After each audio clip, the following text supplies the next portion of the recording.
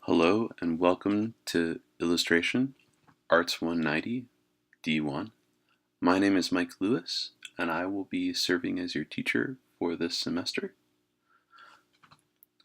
So I thought that we would begin by just defining illustration, or rather illustrate, which is a verb. The first definition is to provide, as in a book or newspaper, with pictures. The second is to explain or make something clear by using examples, charts, pictures, etc. And the third is to serve as an example of. For the purposes of this class, I like to think of illustration as the pairing of image with word in order to communicate a bigger idea. So, we can use illustration in several different ways. The first way is to depict characters. Here we have True Williams' depiction of Tom Sawyer as he tries to get the boy from down the street to whitewash the fence for him. Here we have the Cheshire Cat from Alice's Adventures in Wonderland. The second way that we can use illustration is to show examples from a text. So to the left we have a box which has some designs from Pacific Northwest tribes on its exterior. To the right we have a magazine, a tattoo magazine, which has Maori designs on the cover, showing us what they're talking about in these particular volumes. Third way that we use illustration is to provide step-by-step instructions. So here we have one of those Time Life book from the Bob Vila days, plumbing as it pertains to our toilet. Here we have a similar illustration telling us how to put in a shelf. It never goes that easy. The last way that we're discussing using illustration in this class is to give an emotion or give an atmosphere of a scene or a mood, if you will. So here we have Wuthering Heights, which is on the moors, and it's just everything in that book is super dark and intense, and just it just kind of breathes this fog. Here we have the movie poster for Munich, which is just a really cold and dark story. I don't know if any of you have seen the film, but it's in reference to the hostage crisis from the Olympics in the 70s. And this cold stone wall with that, the Olympic symbols made out of bullet holes just really kind of gets at that idea of what that movie is. So the driving force behind artwork in general is this idea of form and content. It's interesting when we start to think about illustration in terms of form and content, because we're talking about something at times which is very formal, and how much content does it deliver, and it kind of seems to be this relationship which changes dependent upon what type of work you're looking at. If you think about step-by-step instruction manual, yeah, it's heavy on the form. The content is purely, this is what you do. There's nothing there to feel per se. However, if we think about like a comic book, the images work together with the words to actually tell the story. And sometimes, depending on how somebody's written that, it's dependent. The words don't tell the whole story. The pictures don't tell the whole story. So here we have a Venn diagram that really kind of breaks that down for you. Form. What is the thing that you're looking at? I am looking at a photograph of a plant. The leaves are green. There are long reddish brown stems. Okay, Now, what's the content of that work? Well, how is the photograph depicted? Does the light in the photograph make it seem like those plants are growing up and out and just giving us this inevitable sense of hope? You know, does the plant look like it's dying and it's really like feels a lot? We feel a lot of gravity to it. You know, we kind of look at something and we read into it. The content is kind of produced partially by the viewer. Um, so here we have a few images coming up where we're going to consider form and content, and how it pertains to either illustration or not illustration. So here we have Andy Warhol's tomato soup cans. This is not really communicating a ton from an illustration perspective. We have a drawing of tomato soup cans, which he's then created a screen print of, and it becomes more about this manufacturing, this reproduction. Andy Warhol was very big into this idea of like the artist being a factory, and just producing over and over and over again. However, we look at this and this piece becomes very much a formal thing. It has some lofty artistic messages, but from an illustration perspective, not really communicating a heck of a lot. This is more a fine art world sort of communication. Here we have Kandinsky. Similar to the Warhol, Kandinsky was huge into the spiritual aspect of art. What kind of planes are we elevated to when we are looking at a painting or when we are painting? What do these shapes mean? What do these colors mean? When I use these things together, what does that convey? From like a synesthesia sort of feeling, like I look at this and I just feel this thing. But it doesn't really communicate a lot, as in there's no story. This is a formal piece. However, then we get to this illustration, which again is very much a formal thing. While we can maybe have some sort of rhizomal, Deleuzian kind of feeling about what these directions might mean to us. Maybe we bring our past selves into it and we're like, oh, this is going to stink. I am no good at this. You might do that, but really the illustration doesn't feel like anything. There's no feeling in this. It's really just a step by step. This is how we do this thing.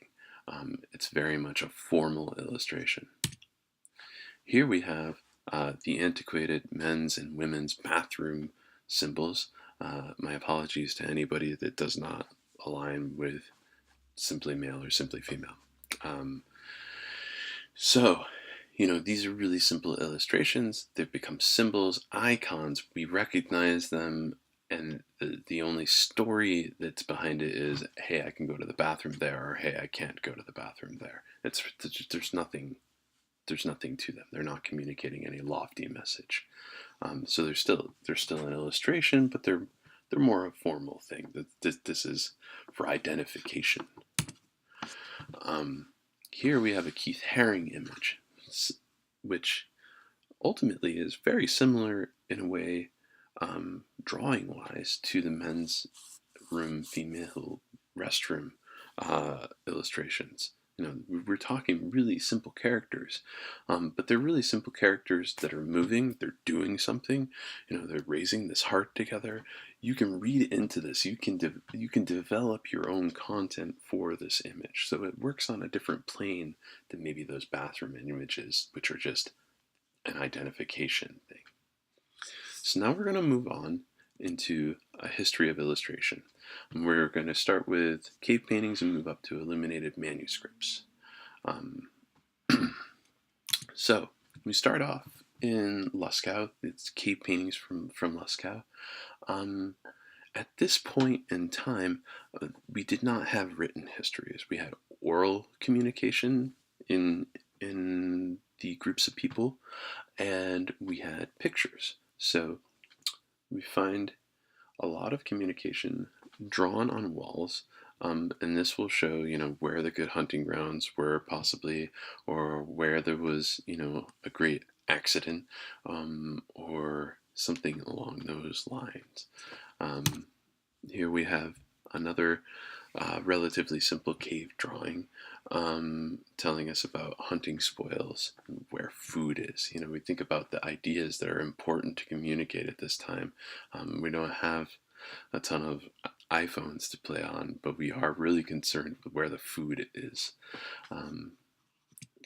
So here's another example of that type of work. You have a big polar bear-ish looking thing with a bunch of attackers over top of it.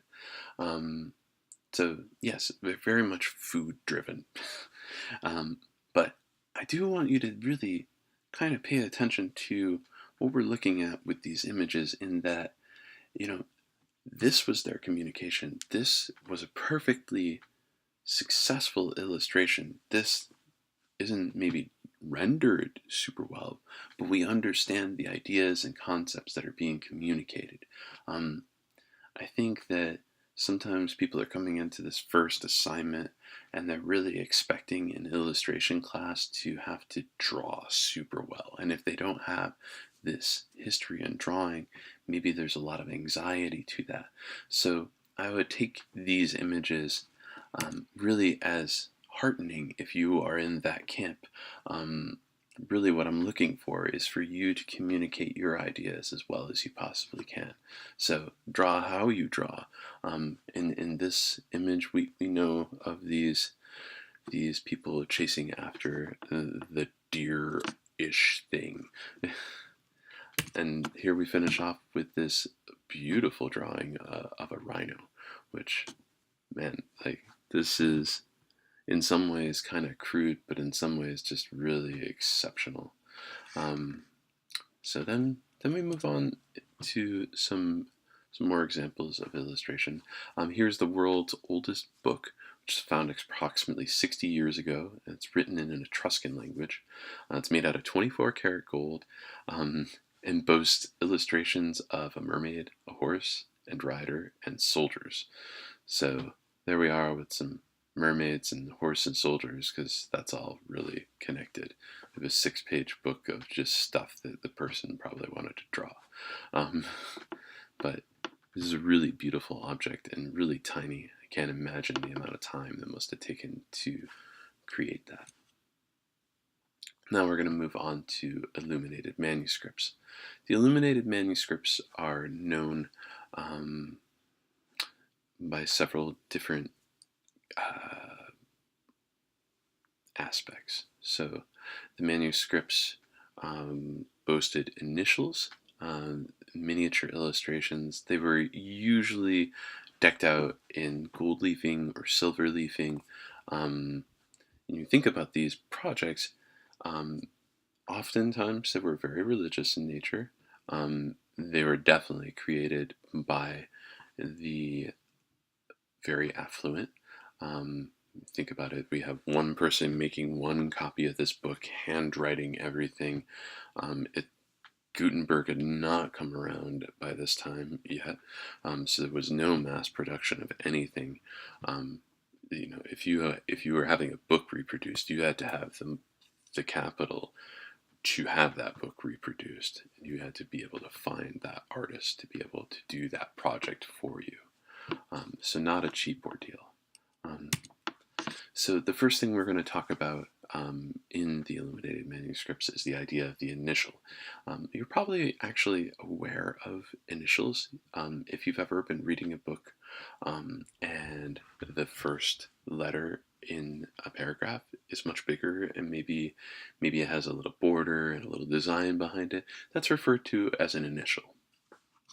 Now the initial in the diminuendo, if you're a music person, you kind of remember the term diminuendo as you were slowly supposed to get softer and softer and softer.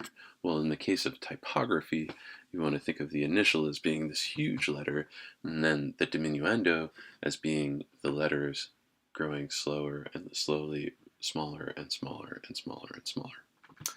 So here we have our first example of an illuminated manuscript. This is from the Book of Kells. So we look at these, and they're not really telling a story as much visually. as they are providing this really beautiful aesthetic for the lettering. It becomes this kind of formal thing. It's not about delivering content so much. Here we have the example of that really fancy looking M, and then which is your initial, and then the diminuendo as we go from the top line, which is a little bit smaller, to a little bit smaller, and then the regular size of your text. Here we have another piece that's very much about the different nodding and the different patterns within the squares that make up that letter, but we're really talking about a very formal approach to the image making. Here we have a bit more of like a stained glass sort of feel. The color is really more like a spot color than maybe in the previous examples. Here's a very religious image. We have the gold leafing kind of haloing the character, really making us aware of what we're supposed to pay attention to. Here's a German slide. We have the beautiful patterning around the outside. We have that smaller illustration, and then that big initial, that beautiful initial of the S, and then the smaller text. So here is a slide which will, if you're interested, show you how they went about illuminating the manuscripts. It's an entire process. You don't really need to know this for this class, but I thought you might find it interesting. So certainly check that slide out if that's something that interests you. Now we're going to move on to our first assignment. So our first assignment is going to be illustrations from Dante's Divine Comedy. I don't know if you're familiar with the Divine Comedy, but Dante Alighieri, created an epic poem written in 3 parts: the Inferno, Purgatorio, and Paradiso. We follow him through the various parts of hell, through purgatory, and then through the heavens. The book is rife with imagery of the time, some of it from legend, some I think Dante actually kind of produced on his own, some of it's from religious texts, and we're talking here between 1308 and 1320. So we're not talking like super happy bright times. We're talking like Middle Ages, like into like a slightly more affluent time, but just like we're talking like dark living here, and the Tuscan language, so we're talking in Italy. So when it comes to details of your first illustration, you are welcome to make your illustration in 2 separate ways. You can either make a triptych, which will be reproducible at 12 by 9 inches. So think to yourself, the illustration project would be for a book that measures 6 by 9. So you're looking at the cover, and that's 6 by 9. So if you open it up, then you're going to have 9 inches is the height of your pages, and then across would be, one page would be 6 inches, and then if you double it, then it's 12 inches. So that's why I'm saying reproducible at 12 by 9. And when I say reproducible at 12 by 9, you think about it, and it's 12, they're both divisible by 3, so we have a 4:3 ratio. So anything that's in a 4:3 ratio could be your finished piece. So if you wanted to do a 20 by 15 piece for your triptych, that would make complete sense. Or you can do 3 individual illustrations at 6 by 9, illustrated to be reproducible at 6 by 9. So if you wanted to do your pieces, let's say, twice as big, you could do 12 by 18, anything that is that 2 to 3 ratio. So you could do it, excuse me, did I say 12 by 15? It'd be 10 by 15, um, or let's see, yeah, 12 by 18. Yeah, there we go.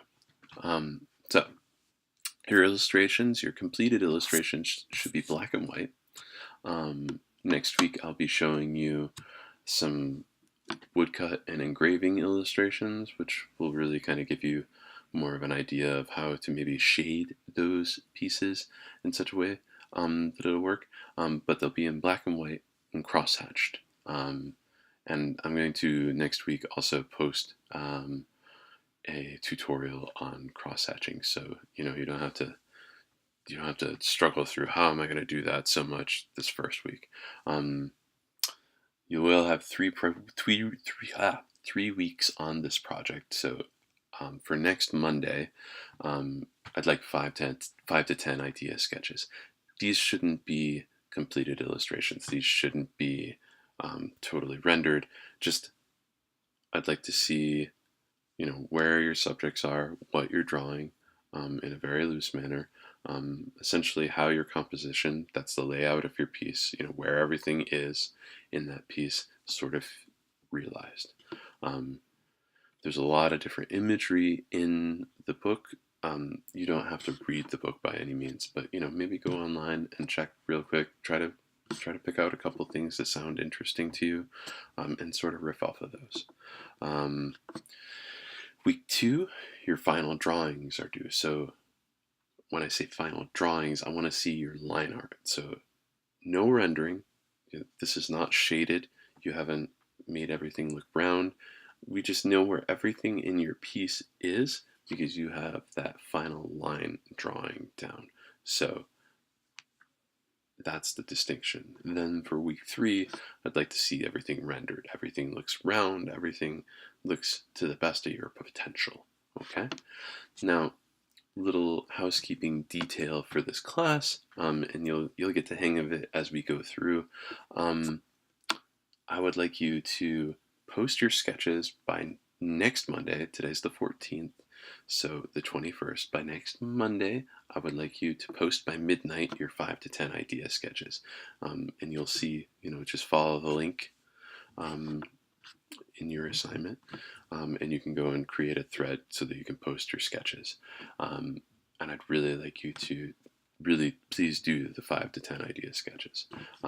Then by Wednesday at midnight, I would like you to have commented on 2 of your colleagues' work. Same thing happens in week 2. Post your line drawings by midnight on Monday, and then by midnight on Wednesday, I'd like you to have commented on 2 of your colleagues' work, and then the same in week 3. A lot of your participation grade really has to do with you commenting on your fellow students' work. Also, if any of you are really looking to get better at your work, you really need to be hearing some outside feedback. So I can give you some of that, but really it's good to hear from your colleagues as well. So that's your first assignment. Should you have any questions, please do not hesitate. In the syllabi, there is a link to my email, and there's also my cell phone number. I would rather you text me than call me, but email is preferable to text. But, however you need to get a hold of me, please get a hold of me. Okay? Thank you, and I'm really looking forward to seeing what you guys do. Bye-bye.